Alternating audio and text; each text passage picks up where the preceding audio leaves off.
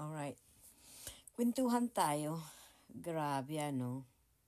Pumunta si BBM Marcos, Ferdinand Marcos Jr. sa Batangas.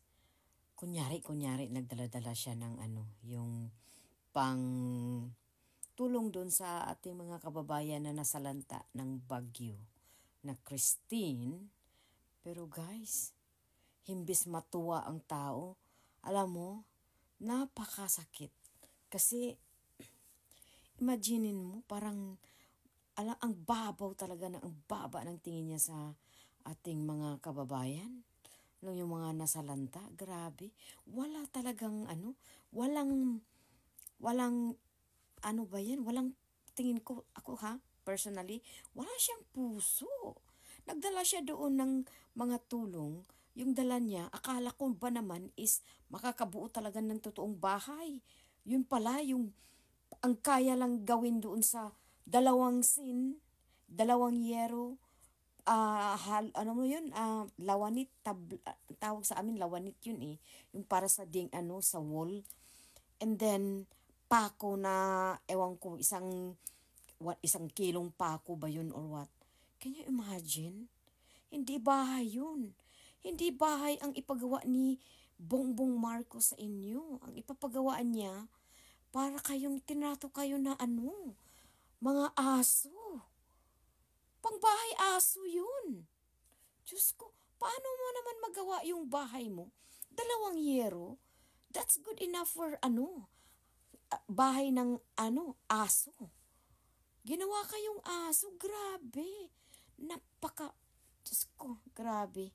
Iwan ko sa inyo dyan, taga Bicol. Magising kayo. Kasi hindi kayo nire-respeto niya yan. Nagdala ng tulong, akala niya matutuwa na kayo sa 2 yero, 2 lawanit, 1 kilong pako, matutuwa na kayo. Ganun lang kayo tinrato niya. Grabe. Ang ini-expect ko, magagawin ni Marcos is magawa siya ng rehabilitation, pabahay. Yung mga pinagyayabang niya noon na every year magawa siya ng million housing.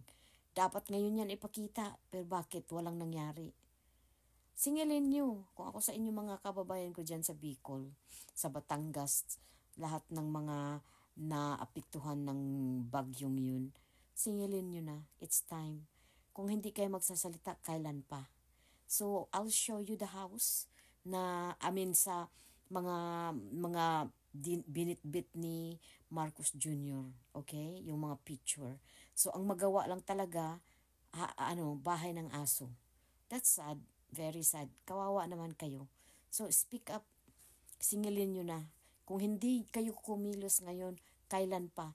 Baka kayo lalamunin na kayo tuluyan dyan sa mga kagaguhan ng gobernong Marcos. Never. Me, never again. Ibagsak na yan.